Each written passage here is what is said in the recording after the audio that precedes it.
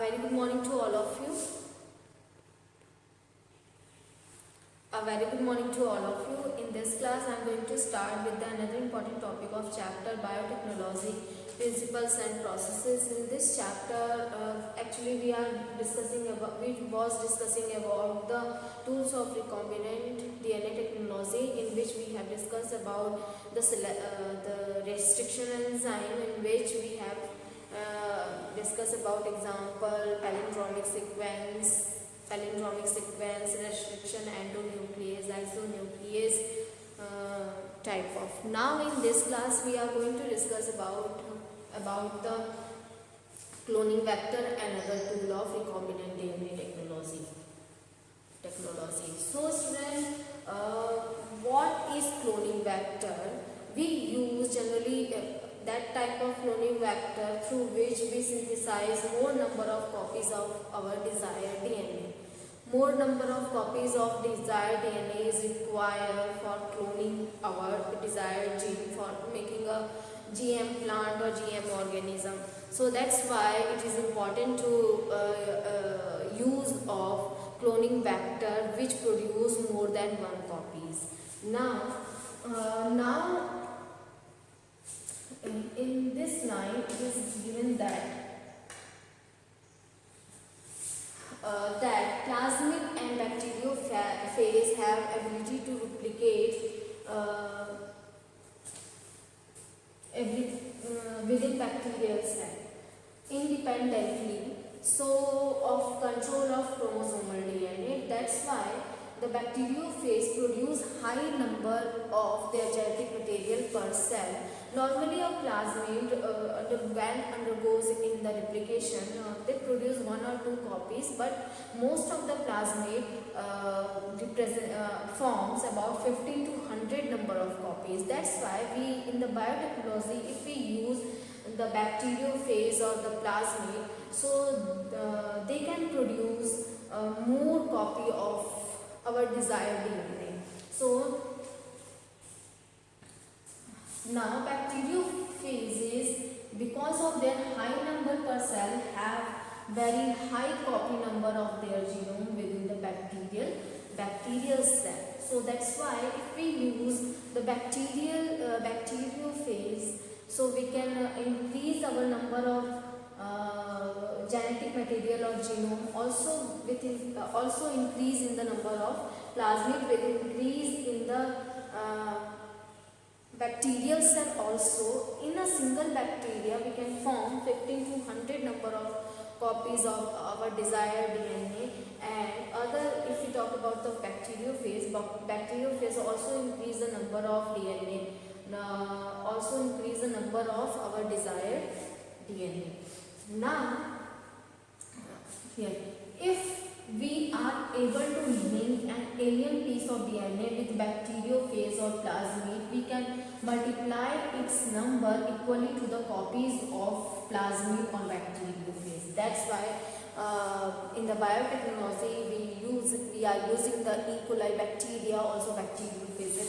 Vectors used at present are engineered in such a way that they help easy linking of foreign DNA and selection of recombinants from non-recombinants. So it is important to the selection of plasmid too for the selection of recombinant from the non-recombinant. So that's why it is important. Now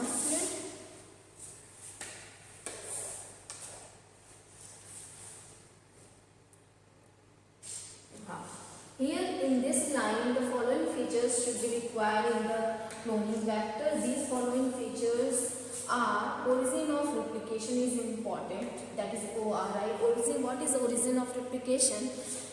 When we transfer DNA, small piece of DNA in the E. coli, it do not reproduce. It did not replicate itself without the origin of replication. Or origin of replication also guide the number of copy, how many number of copies are required, and also that promote the origin of replication, also promote the replication process. That's why origin of replication is important for producing the high number of copies per cell of genetic material. Also, DNA cannot replicate itself without the origin of replication, because the DNA polymerase only bind with at that reason when they recognize origin of replication. These are formed by in E. coli by the 13 base pairs, nitrogenous bases or base pair of the sequence present in origin ORI region. So that guide the replication process. If you want to replicate any desired DNA introduced, so there is need for the addition of this desired DNA into origin of replication. That's why it is important. Now, the DNA when linked to this sequence can be made to replicate within a host cell. So without origin of replication, it cannot be replicated into the host cell. This sequence is replicate for controlling the number of linked DNA. So they also control the number of linked DNA or number of replication of the linked DNA. So if we want to more copies of our desired gene, so we link the DNA to the origin of replication, whose origin support high copies of number. So when we identify that origin of replication supports the high copy of number, that on which we linked our DNA, or also to which we linked our DNA, desired DNA. Second feature is selectable marker. Selectable marker. What is selectable marker? Because there are so many microbes are present in an environment, or we are using culturing medium for growing bacteria, for growing microorganism E. coli, such as E. coli. So there will be chances of growth of other microbes also in a medium. How can we differentiate which bacteria is our transformant, which we have transformed for the biotechnology, and which is the other bacteria, because they can also grow in a culturing medium. So there is need for that the plasmid of bacteria have a selectable marker. At least 2 selectable markers should be present on a bacteria.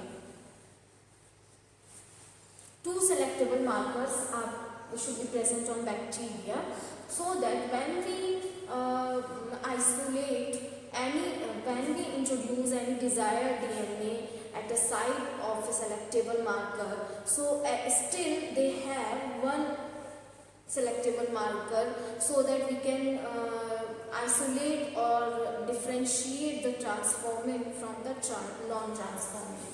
Now, in addition to ORI, the vector requires a selectable marker which help in identifying and differentiating non-transformant from the transformant, and selectively permitting the growth of transformants, also permitting the growth of the transformant. Transformation is a procedure through which a piece of DNA is introduced into a host of bacteria from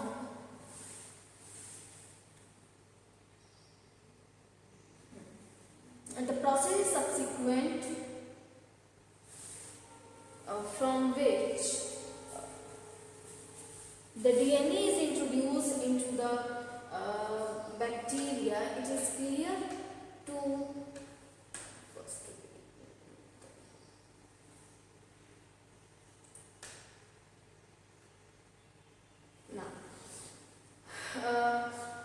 where the host bacterium from they study the process in subsequent section.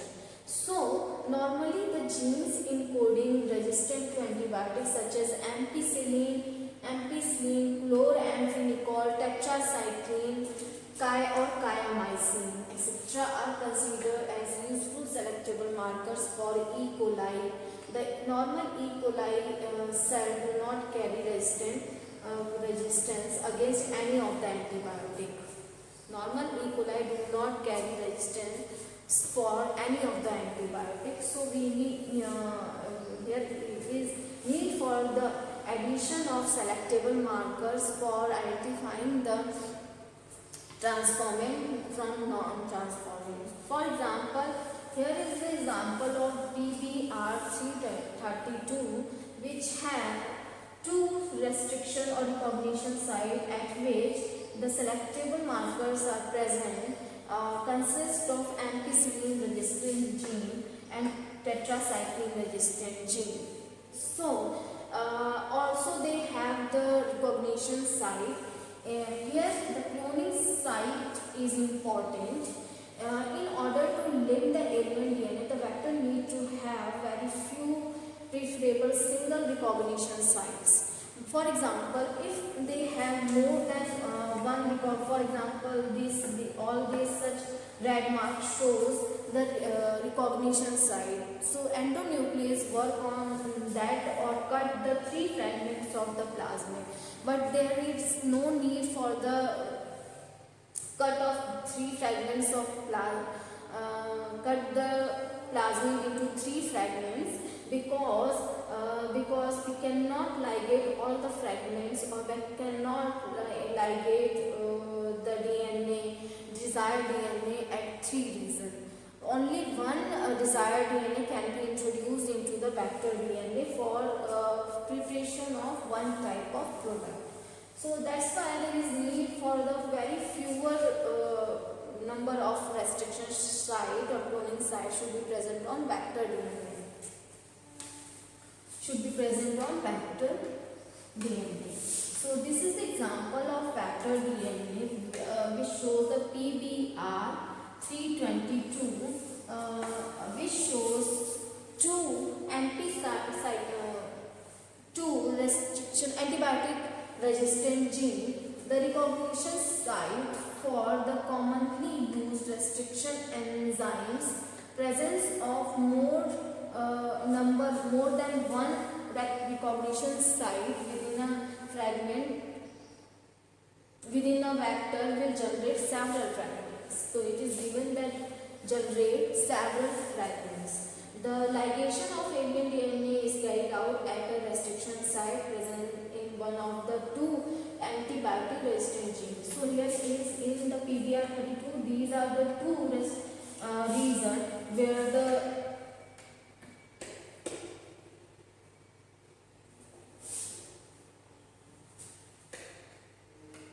only 2 antibiotic resistance genes are present. So when we ligate alien,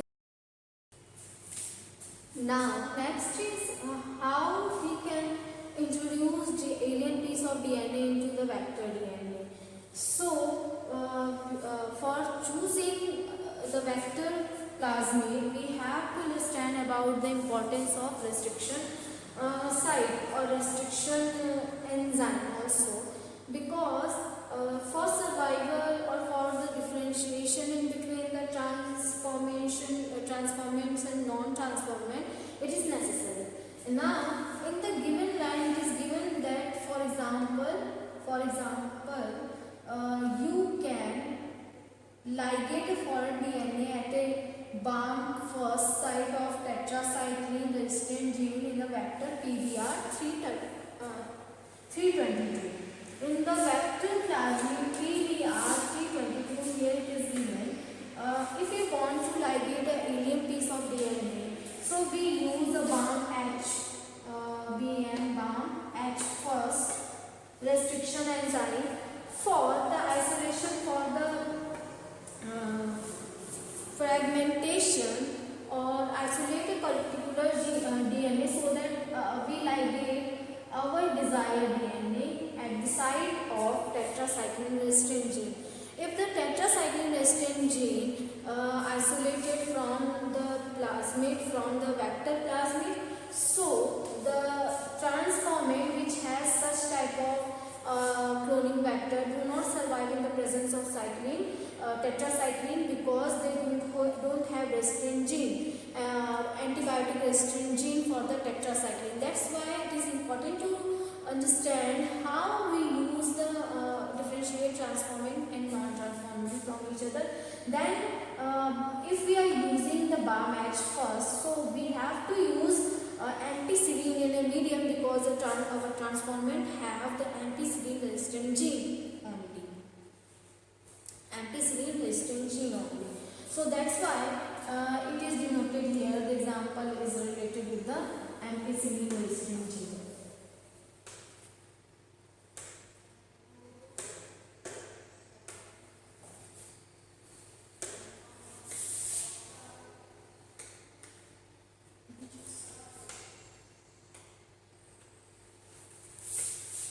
Now, here in this line it is given that the recombinant plasmid will lose the tetracycline resistant gene due to the insertion of foreign DNA. Because we insert the foreign DNA into tetracycline in the place of tetracycline resistant gene, that's why we cannot use the tetracycline in a medium for growing that type of transformant, because with the tetracycline with the non-transformant, our transformant also eliminated from the medium, because we use the antibiotic. So for isolation, for the selection of the transformant, we need to use the ampicillin, because that our transformant have the ampicillin resistant gene. If we use the antibiotic ampicillin, so our transformant will survive, or other bacteria are not able to survive in the medium of antibiotic ampicillin. So that's why it is important. Now, the transformants growing on ampicillin containing medium are then transferred on a medium containing tetracycline. The recombinants will grow in ampicillin containing medium, but not on the tetracycline containing medium. So it is clearly given here in 2 lines that if we transfer our recombinants from ampicillin into the tetracycline, so if they are able to grow in the ampicillin, so they are also able to grow in the tetracycline, but it is not happen. They are not able to grow in the medium of tetracycline, antibiotic, because they don't have tetracycline antibiotic resistant gene. That's why they eradicated by or died by after in the medium containing tetracycline. Now recombinants will grow on the medium containing both the antibiotics. In this case, one antibiotic resistant gene helps in the selecting the transformant, whereas other antibiotic resistant gene not have the selection. That means other antibiotic resistant gene gets inactivated due to the insertion of alien DNA, and helps in selection of recombinants. Helps in the actually don't have the transformant don't have the tetracycline resistant gene, so they only survive in the ampicillin, not in the tetracycline antibiotic. Now rest of if we are not using in such type of bacteria, such type of ampicillin, so we use another phenomena is insertional inactivation, through which we can isolate also the transformant from the non-transformant. Here is selection of recombinant due to inactivation of antibiotic is a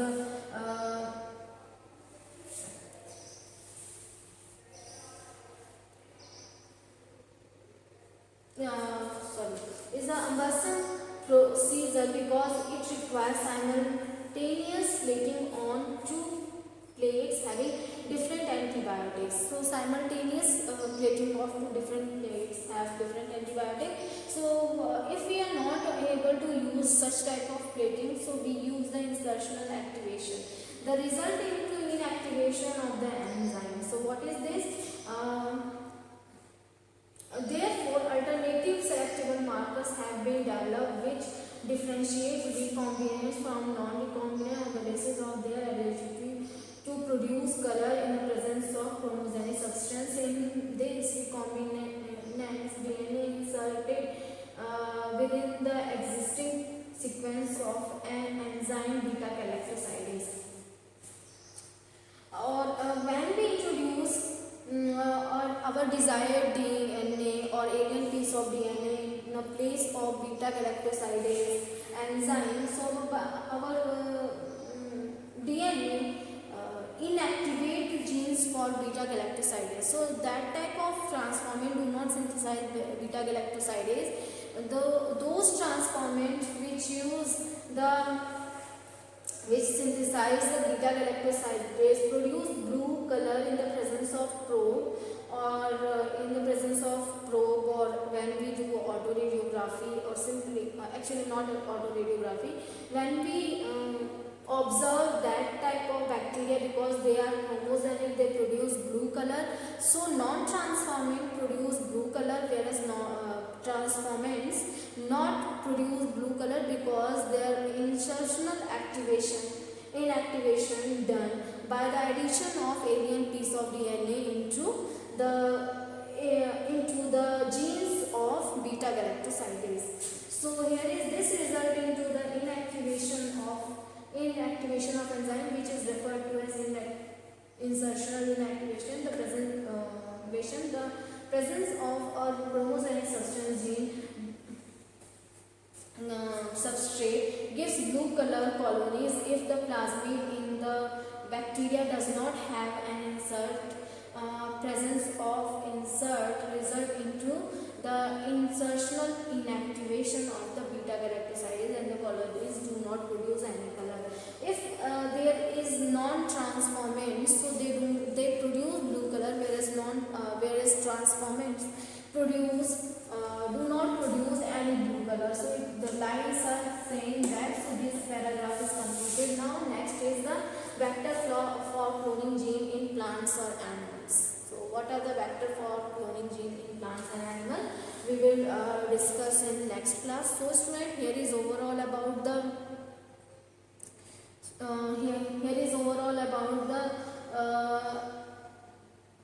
origin of replication, selectable markers, and restriction site.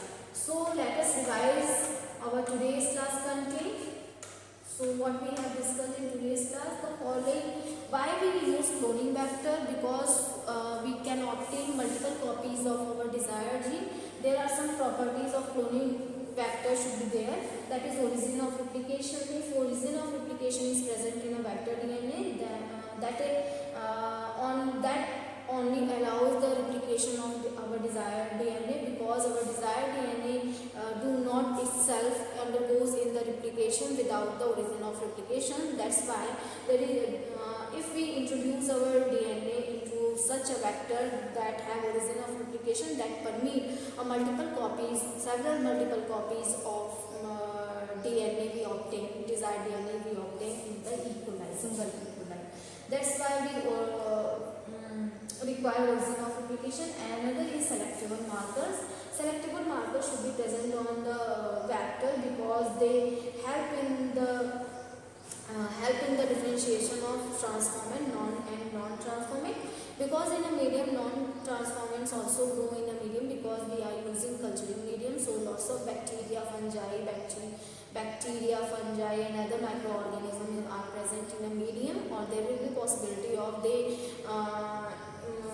growth of these other bacteria in our culturing medium. So we cannot differentiate our transformant if we use the selectable markers that are ampicillin resistant gene, tetracycline resistant gene. So they eliminate other microbes from the medium. Next is the cloning site. We use the cloning site from a medium. Cloning site should also be present in a vector DNA. Cloning site is simply from which we cut the DNA so that we isolate a particular sequence, or at the place this and which is replaced by a the cloning site should be single, because so if more than one cloning site should be present on the, if present on DNA, on circular DNA or plasmid, so there will be more fragments we obtain after treating with the EcoR first, after treating with the restriction enzyme. That's why only a single recognition site should be present. Now second is when we use BAM-H first, so this restriction endonuclease enzyme cut the DNA where the tetracycline resistant gene is present, so there should be a two antibiotic resistant gene present on the vector DNA, so that after the insertion of alien piece of DNA, the plasmid still have at least one antibiotic resistant gene. So student, here is overall about the origin of replication and selectable markers or recognition site. I hope you like this video of cloning site. I hope you like this video, and thank you for listening.